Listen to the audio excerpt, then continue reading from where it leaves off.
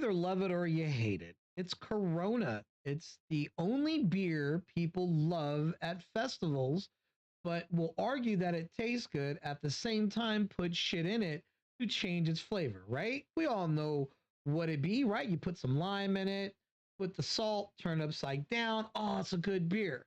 Put a lemon in it, same thing. Oh, it's a good beer. Some people even put grenadine. I used to do that back in the day. Put a little tequila, a little grenadine, turn it upside down, boom, ready to go. Now, my question is, if it is truly a good beer, why do people never drink it straight up?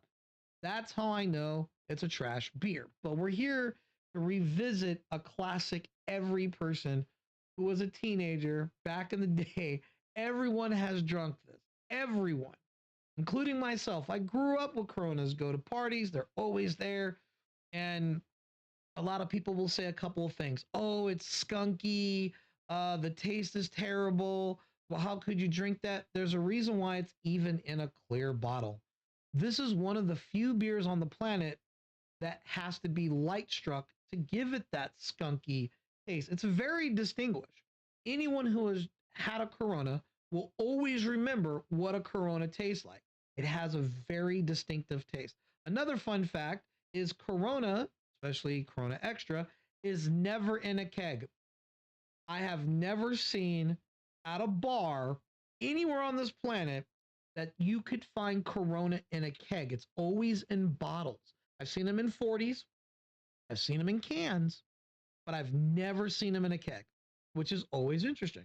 So I would imagine people who truly buy this would always buy a keg, but that's just not how Corona rolls. Now, we're going to visit this, right? And just see, and we're going to go in with good faith. And when this is all done, I've got a bonus for this video that I haven't done in a long time, but I'm going to do it just to do it because you might as well do it with the Corona. So let's grab this and take a look at what we got here. I don't know. It's carefree and delicious. We're dealing with 4.6% alcohol by volume, product of Mexico. All right, I'm gonna read this. Best before July 2024. I am January 2025. I've been sitting on these for quite some time, but I am very good at cellaring my beers, so I could sit on them for a long time and they'll be 100% fine. All right, so we're gonna go ahead and crack this open. I've never liked Corona. I just never have. It's just, if it was such a good beer, I shouldn't have to add anything to it. Does that make sense? Like, if anything is delicious, why do we have to add stuff to it? And you should ask yourself that. If it is truly delicious, do you add stuff to it or do you leave it alone? I am someone who is literally going to leave it alone. Hold on, we got a little more. And yes, you do see bubbles on the side of the glass. Yeah, it's a clean glass, but there's like some debris in there probably. Hence why the bubbles are all off on the side. Another little fun fact for you. You ever wonder if your glasses are clean and you pour beer in and you get bubbles on the sides of the glass, then your glass is dirty. Just letting you know. All right, so there you go. That's the entire content of that Corona in that glass. And I have to fucking put it through its paces, hopefully one last time. Here we go. Smells like high school. Super malty. It's skunk. It's very dank and skunky. It almost smells like weed. Very herbish. And that's just coming right off the dome. But it does smell nostalgic. Again, if you drunk these, you take a whiff, you'll know. That's pretty much it. It's dank, grassy. Corona.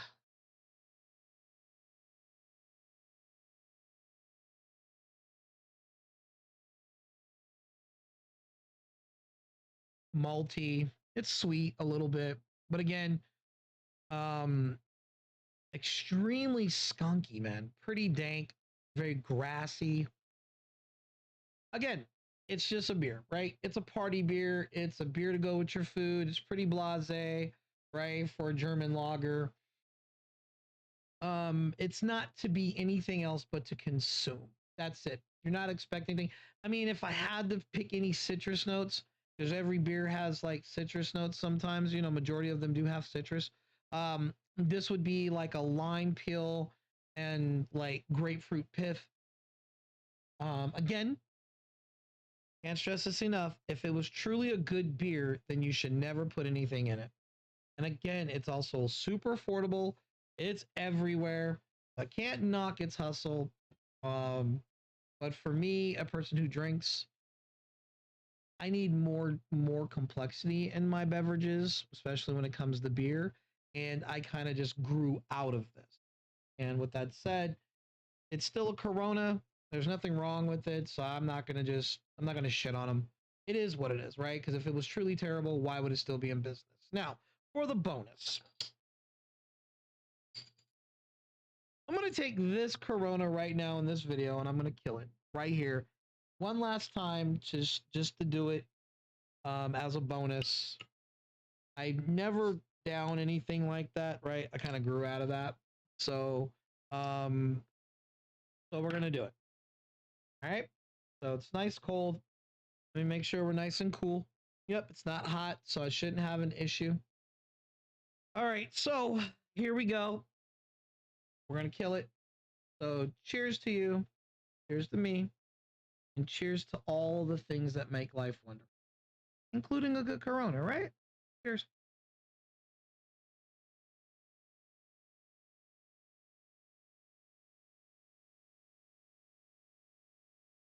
I thought I could down it. Oh Lord,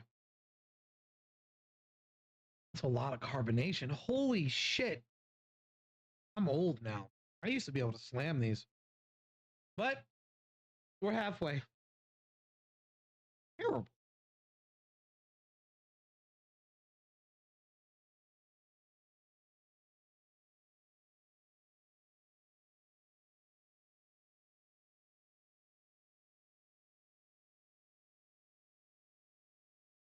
Oh my. Guess you do grow out of a lot of shit. A little more, a little more, a little more. I'd kill and look cool. I don't think you can look cool slamming a Corona, to be honest.